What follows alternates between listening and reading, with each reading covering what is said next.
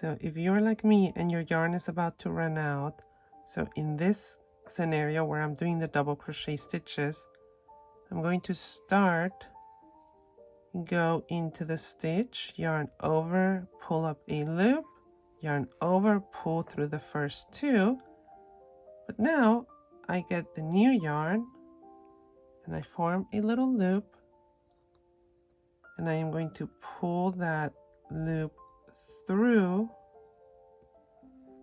those two loops. So now I have 3 yarns right here. So 2 of them are the ends. You just leave them hanging like that.